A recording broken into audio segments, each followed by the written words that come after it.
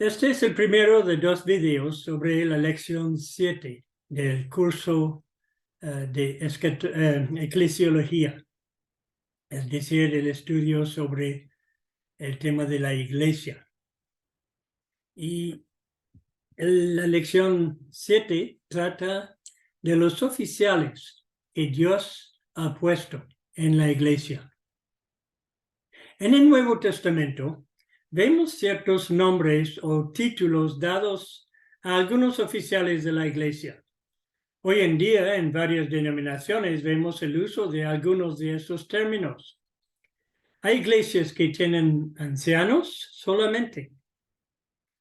Hay otros que tienen ancianos y diáconos. Algunas iglesias consideran que Cristo es el único pastor y que nadie tiene el derecho de tomarse ese título. Otros tienen pastores y ancianos y diáconos. Y hay otros que tienen obispos. Yo me limito a los términos novotestamentarios y por tanto no hablo de sacerdotes y padres y curas que no tienen ningún lugar bajo ningún concepto en una iglesia que pretende ser evangélica. En algunas iglesias hay pastores y ancianos, pero los ancianos cumplen la misma función que los diáconos de otras iglesias. Hay además el debate de si debe haber un solo pastor o varios. También debemos preguntar, ¿quién decide cuáles oficiales debemos tener en la iglesia? Empecemos por definiciones. Algunos de esos títulos se refieren a la misma persona en el Nuevo Testamento. Las iglesias apostólicas no conocían una jerarquía a 4 grados, obispo, pastor, anciano y diácono. Lo mejor para las 3 primeras funciones sería de examinar un pasaje bíblico en que se las nombra todos a la vez. Y el texto se encuentra en Hechos capítulo 20, versículos 17 y 18, y también versículos 27 y 28. Eso en Hechos 20. Leo. Enviando pues desde Mileto a Éfeso, hizo llamar a los ancianos de la iglesia. Cuando vinieron a él, les dijo, vosotros sabéis, y luego empezó un discurso, pero en versículos 27 y 28 dice, por tanto, mirad por vosotros y por el rebaño en que el Espíritu Santo os ha puesto por obispos para apacentar la iglesia del Señor, la cual él ganó por su propia sangre.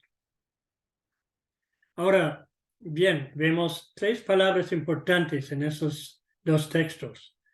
Ancianos, obispos y el verbo apacentar. La palabra apacentar se podría traducir pastorear, si fuera una palabra español, teniendo exactamente la misma raíz que pastor en el griego. Por tanto, a los ancianos, a quienes hizo llamar de Éfeso, Pablo les llama obispos y les habla de su tarea de pastores. Son, pues, la misma persona. No se trata de 3 niveles o clases de ministerios en la iglesia. Pedro también identifica a los ancianos con los pastores en 1 de Pedro, capítulo 5, 1 a 4. Ruego a los ancianos que están entre vosotros, yo anciano también con ellos.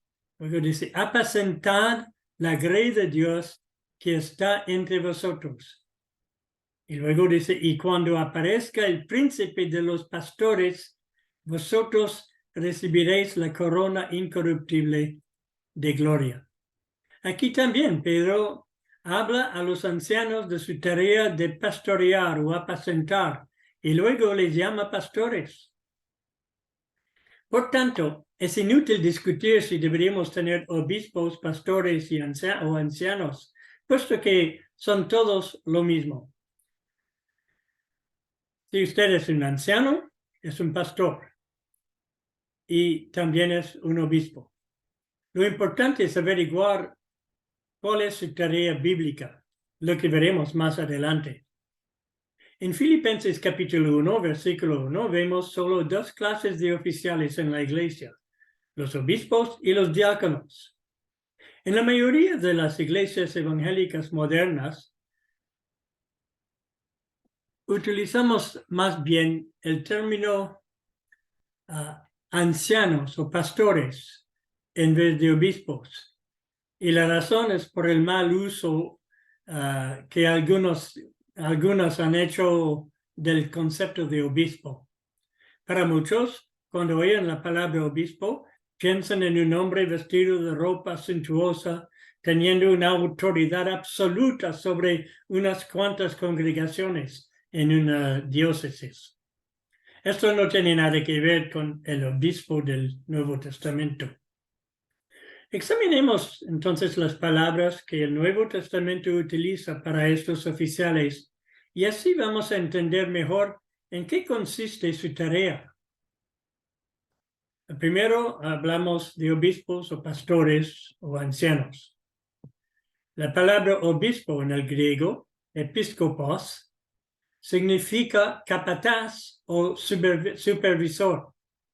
La expresión se encuentra en Hechos 20:28, en Filipenses 1:1, en 1 Timoteo 3:2, en Tito 1:7 y en 1 de Pedro 2:25.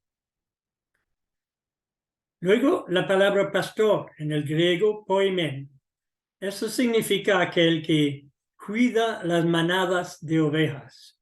Eso implica más que simplemente alimentarlas, también protegerlos.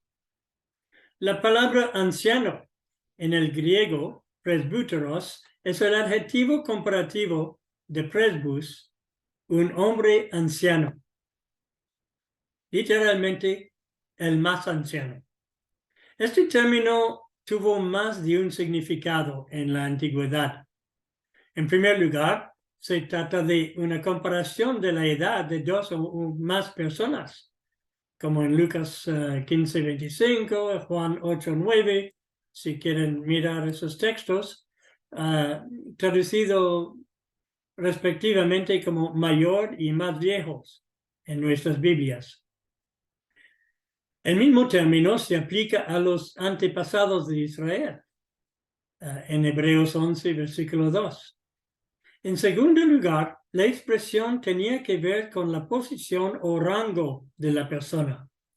En el mundo gentil o griego, lo vemos por la traducción Septuaginta de Génesis capítulo 50, versículo 7 y Números 22:7.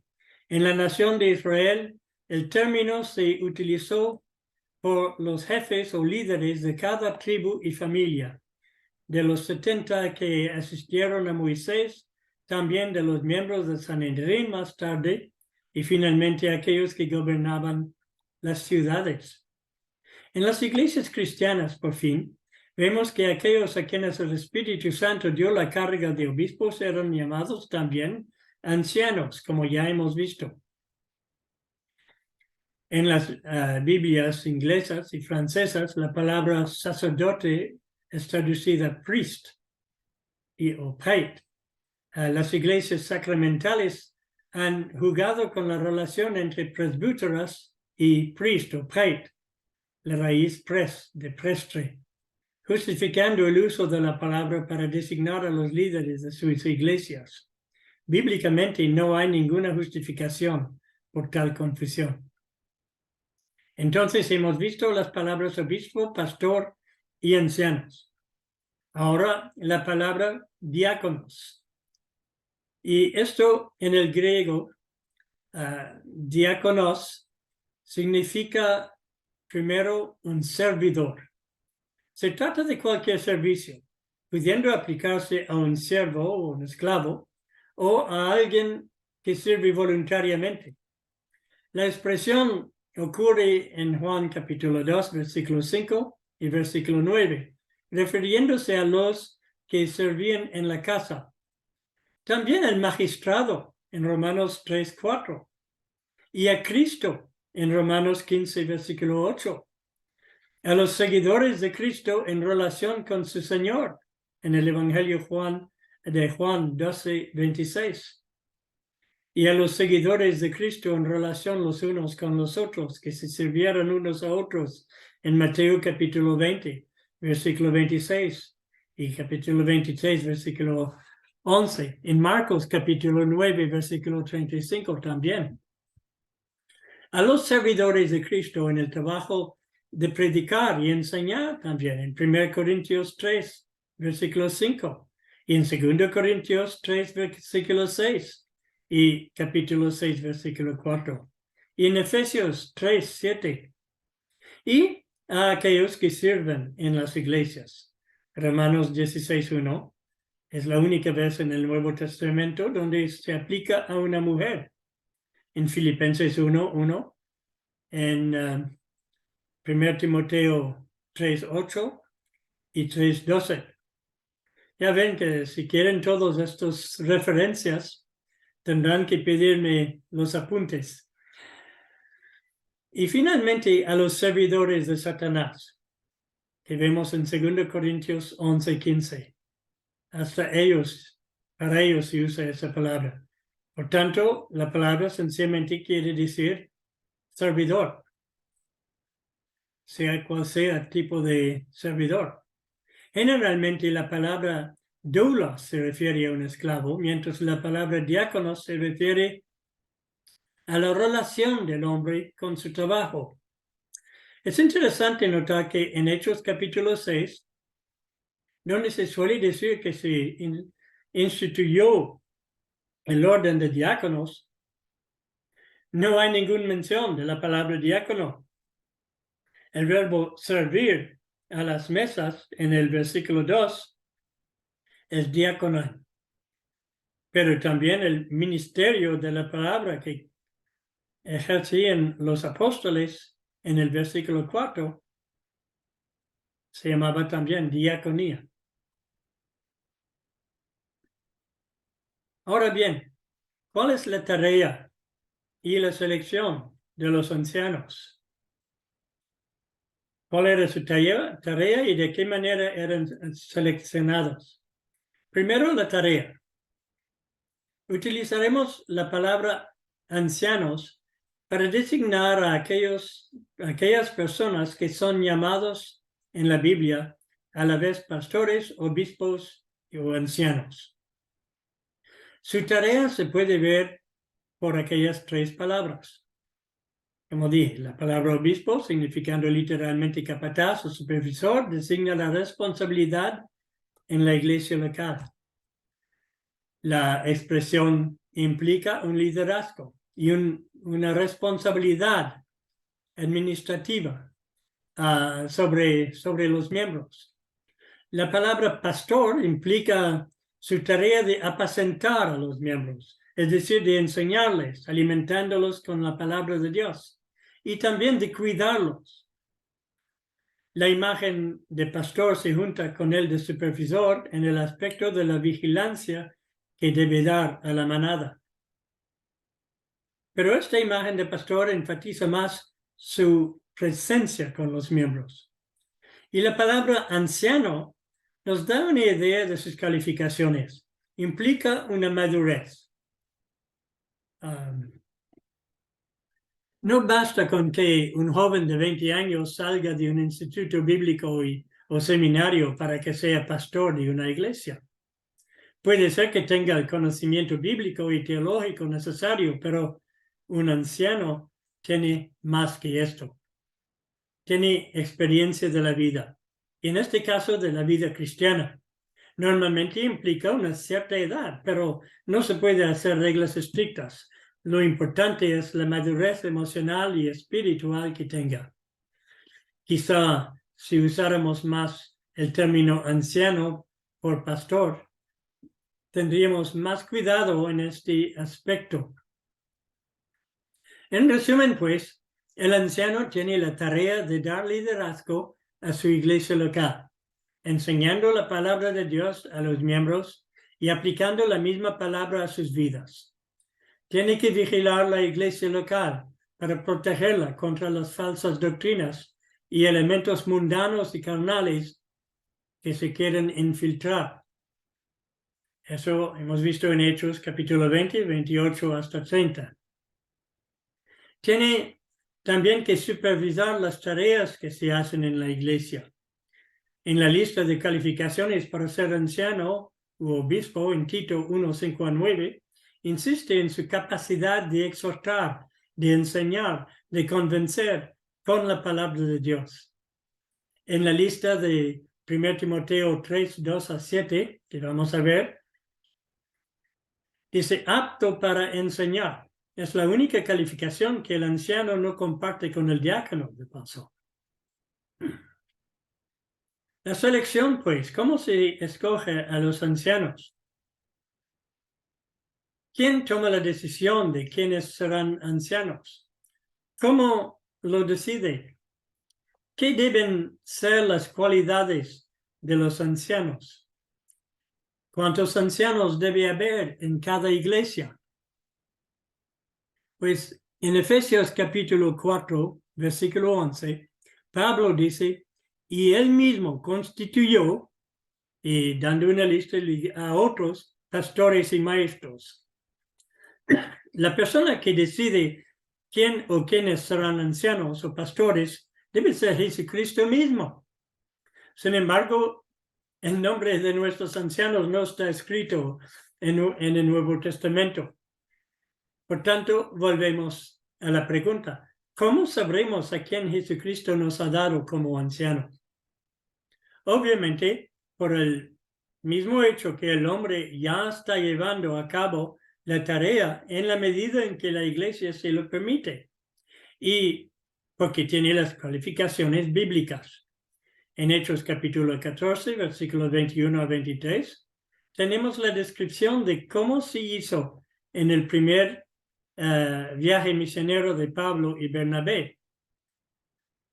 Hechos 14, versículos 21 a 23, leemos, y después de anunciar el evangelio a aquella ciudad y de hacer muchos discípulos, volvieron a Listra, a Iconia y a Antioquía, confirmando los ánimos de los discípulos, exhortándoles a que permaneciesen en la fe y diciéndoles es necesario que a través de muchas tribulaciones entremos en el reino de Dios.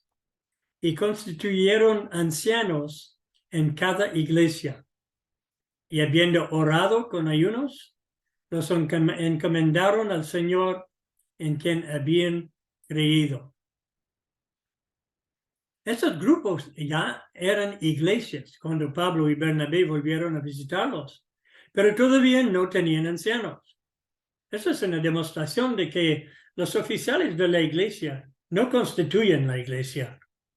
Además, pasó cierto tiempo entre la primera evangelización y el nombramiento de los ancianos.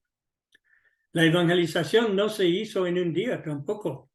En cada ciudad se había proclamado el evangelio en las sinagogas durante unas cuantas semanas, luego durante un tiempo prolongado, indefinido, que podría ser meses o más, se anunció el evangelio a los gentiles fuera de la sinagoga. Se siguió este modelo de ciudad en ciudad y luego volvieron. Y no sabemos cuántos meses Pablo pasó en cada ciudad de nuevo animándolos. También debemos tener en cuenta el hecho que los primeros creyentes en cada ciudad, los judíos, ya tenían un profundo conocimiento del Antiguo Testamento antes de conocer el Evangelio.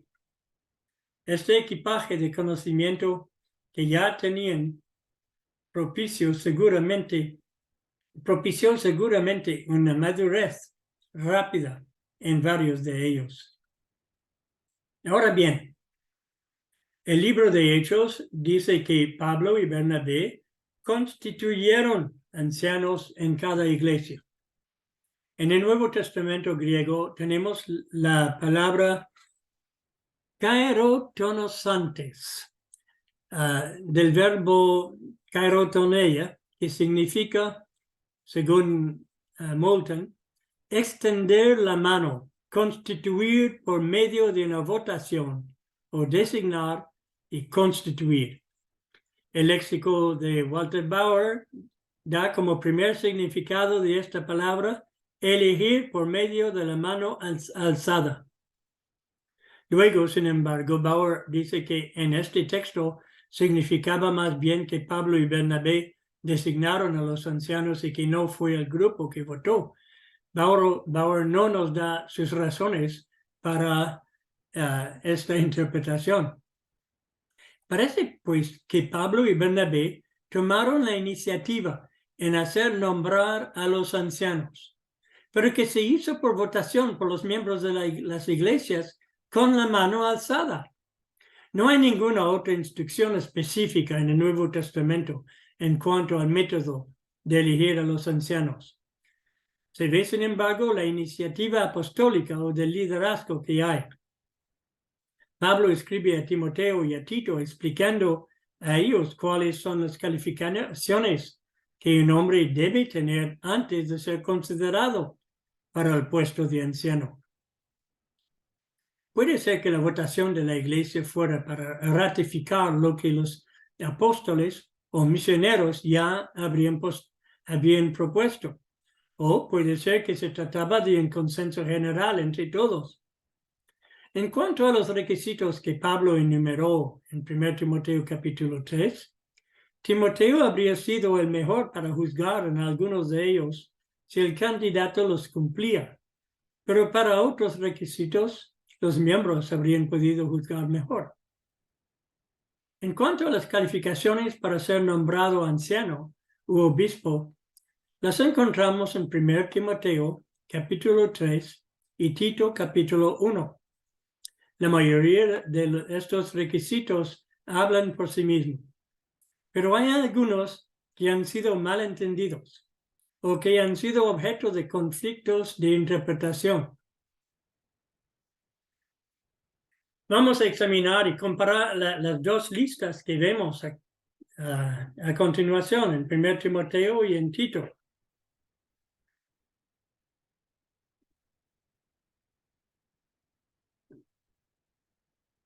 Y será importante entender el significado de cada requisito.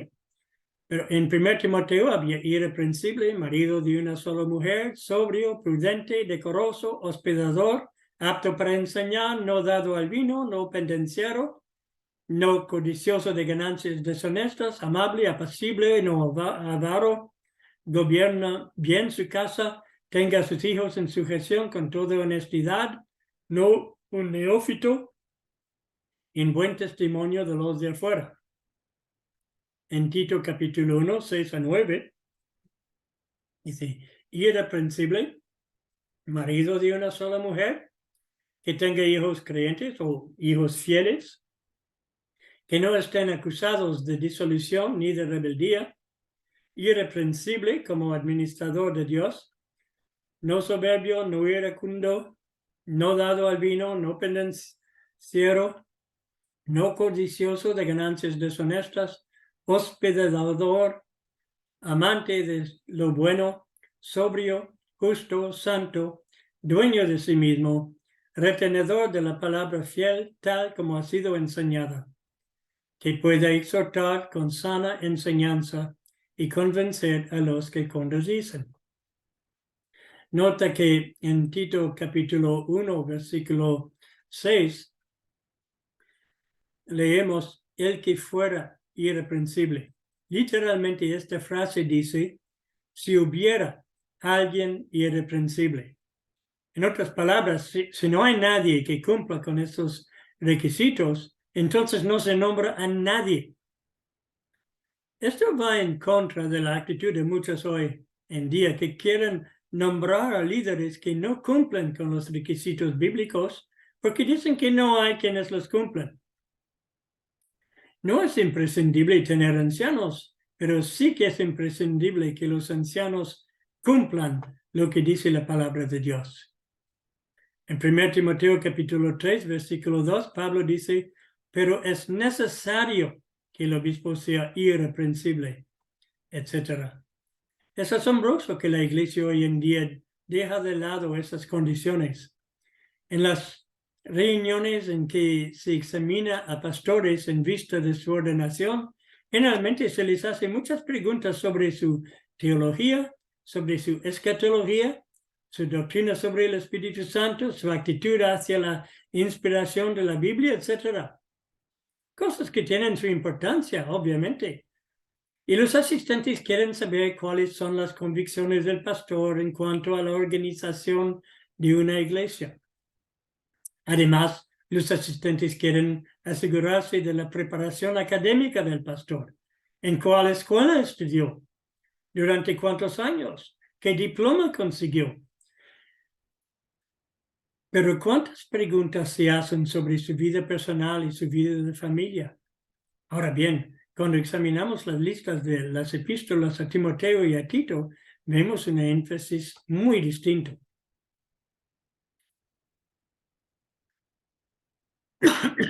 La primera condición es que el candidato sea irreprensible.